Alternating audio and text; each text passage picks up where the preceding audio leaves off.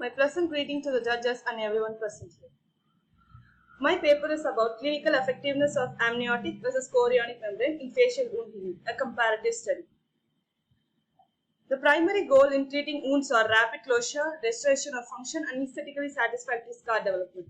Wound is defined as break in continuity of epithelium. The most common causes include motor vehicle accidents, physical assault, domestic violence, burns. Wound leads to loss of integrity of skin and a major cause of morbidity and mortality. So the primary wound is breakdown in the protective function of the skin, loss of continuity of epithelium with or without loss of underlying connective tissue. Wound healing process is collection of well-coordinated process of cell migration, proliferation and extracellular matrix deposition, angiogenesis, remodeling undergoing three overlapping but distinct phases of inflammation, proliferation and maturation. However, an imbalance in any of these three phases may lead to disruption in harmony of normal wound healing process. So the different materials used in the field of surgery to promote healing are Extact, self-healing nanogel, Vetigel, digital bandage, steroids, antifibrotics, anti-VEGF, which is vascular endothelial growth factor, Ologen implant, NSAIDs, and human amnion and chorion membrane. Amnion membrane is the innermost layer of placenta, which is made of thick basement membrane and avascular stromal matrix, and chorion membrane is the outermost layer covering the placenta, which is rich in cytokines and growth factors. And human amniotic membrane has been used over 70 years. It was used for burned and ulcerated skin surface by Stern in 1913. They possess potential abilities to overcome limitations of present treatment procedures because it has no immune response, it decreases scar tissues, it serves as biological barrier, it reduces pain, it reduces inflammation, it increases healing process, and it has antimicrobial effect. Owing to the properties, it has been used in various fields.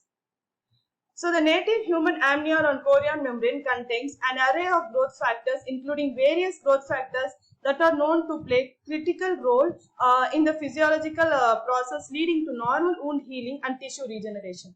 Amnion and chorion membrane with their self-renewal capacity and capability can be used as graft, which may provide new strategies to heal facial wounds. And the structure of placental membrane, in which amnion consists of 5 layers. They are epithelium monolayer or amniotic epithelium, basement membrane, compact layer, fibroblast layer, and intermediates or spongy layer. And the chorion contains of 3 layers, which is reticular layer, basement membrane, and trophoblast.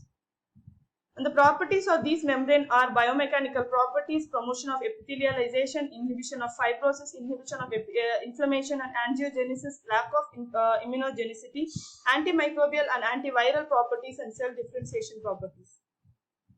And the mechanism of action of amniotic membrane is shown here, in which the cells from various layers of amniotic membrane, growth factors and stem cells promote rapid wound healing and regeneration.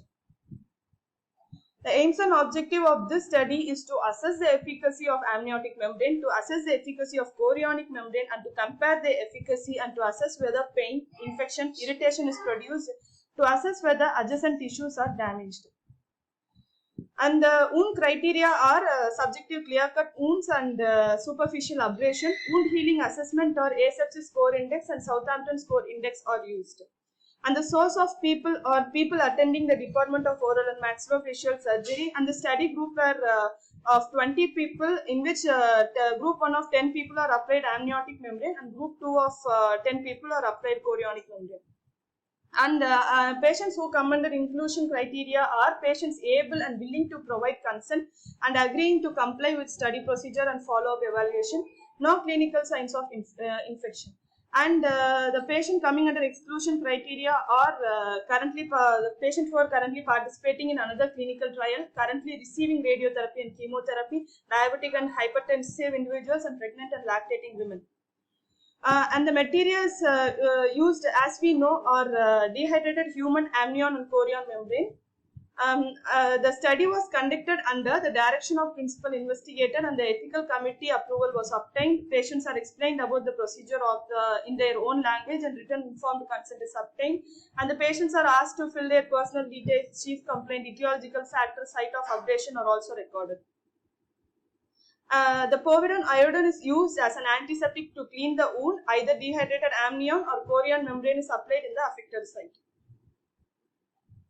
So, on observing the patients, its efficacy in wound healing is analyzed in first, third, and seventh day, and 1 month and 2 months. On observation of two groups of patients, patients with amniotic membrane showed satisfactory results compared to the patient with chorionic membrane. And these were preoperative placement of amniotic membrane and the post-operative pictures of the patient who was applied amniotic membrane.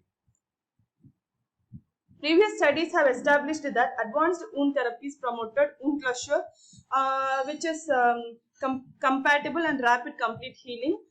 There are many factors that result in failure of wound healing, and that must be taken into consideration. And patient in this study treated with amniotic membrane showed better results when compared to those treated with chorionic membrane. Human amniotic membrane has been scientifically studied to reveal how it contributes to the healing process. Amniotic membrane is made up of three types of materials: structural collagen, extracellular matrix, biological active cells, and regenerative molecules. Collagen types 4, 5, 7 structural integrity not only provide structural integrity of the membrane, they also provide wound healing and cellular growth. There is clear evidence that these molecules interact with one another in a highly complex environment. It contains multiple essential growth factors, including plasma-derived growth factor AA and transforming growth factor, fibroblast growth factor, and granulocyte colony stimulating factor. Enzyme-linked immunosorbent assay stated the presence of biological regulatory proteins interleukin 4, 6, 8, 10, and tissue inhibitors of matrix metalloproteins 1, 2, and 4. These growth factors are considered to be responsible for the clinical benefits. However, the mechanism involves interleukins by which it regulates the inflammation. Interleukin 6 can act both as pro-inflammatory and anti-inflammatory agent, and interleukin 8 is a chemokine which contributes to angiogenesis. Also, dehydrated human amnion or chorionic membrane contains tissue inhibitors matrix metalloproteins, which inhibits the activity of matrix metalloproteinases, which degrades extracellular matrix components including collagen. Dehydrated human amniotic or chorion membranes efficacy in healing chronic wounds is inhibition of matrix metalloproteins in the wound bed.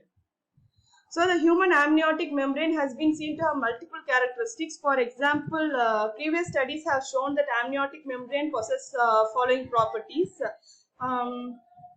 And taking everything into account, amniotic membrane has potential uses in variety of healing applications. The membrane appears to be safe in its overall use and play a role significantly in regeneration of various soft tissues. A number of authors postulated that it is cost effective in wound care and the minimal dressing changes is required and with a low need for application. And concluding that, the present study led to the conclusion that while comparing the efficacy of the amniotic and chorionic membrane on all aspects, amniotic membrane has been therapeutic properties when compared with chorionic membrane. And these are the references. Thank you.